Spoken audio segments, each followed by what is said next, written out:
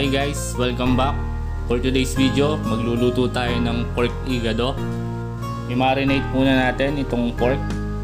Maglagay tayo ng soy sauce, paminta, calamansi juice,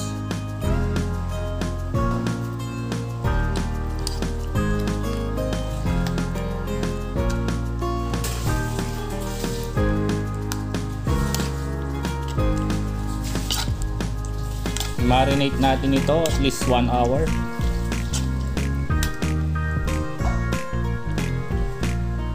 Sa pork liver, ganun din, i-marinate din natin sa soy sauce,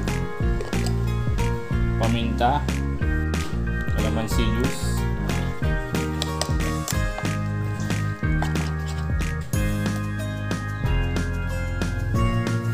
i-pan fry muna natin itong pork liver.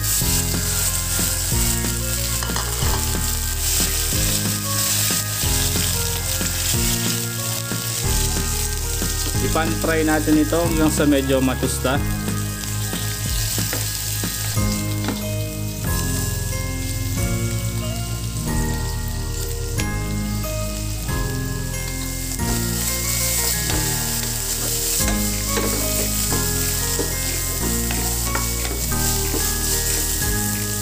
Okay na ito, set aside muna natin.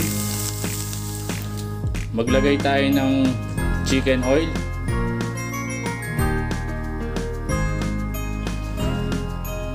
I-pan fry natin ng carrots at potato. Timplahan natin ng asin, paminta,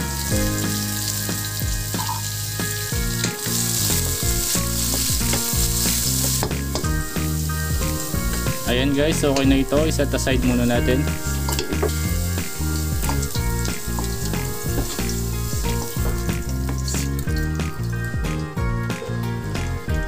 Mag-isa tayo ng bawang at sibuyas. Isama na rin natin ng dahon ng laurel.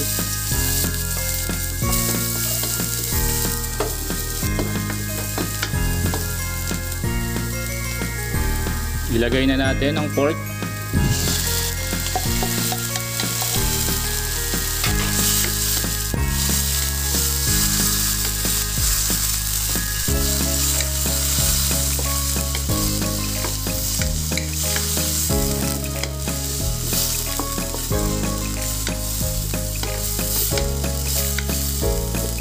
Isang kutsa natin ito hanggang sa medyo matusta ang pork.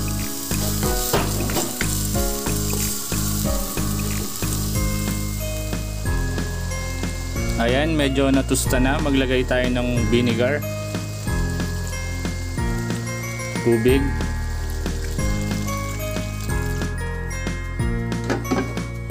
i-simmer natin ito hanggang sa lumambot ang pork. So ayan guys, after 20 minutes malambot na ang pork. Maglagay tayo ng oyster sauce.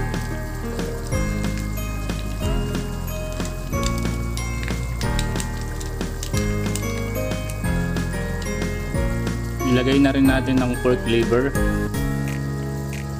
carrots at patatas.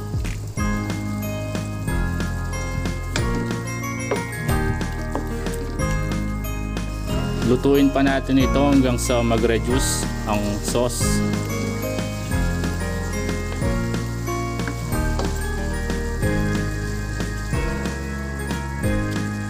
Ayan guys, nag-reduce na ang sauce.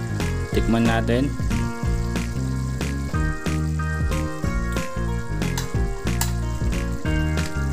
Medyo matabang pa sa aking panglasa. Mag-a-add ako ng patis.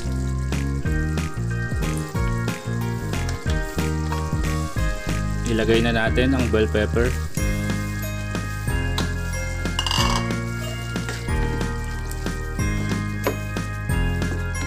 Lutuin pa natin ito ng another 2 minutes, then ready to serve na ito.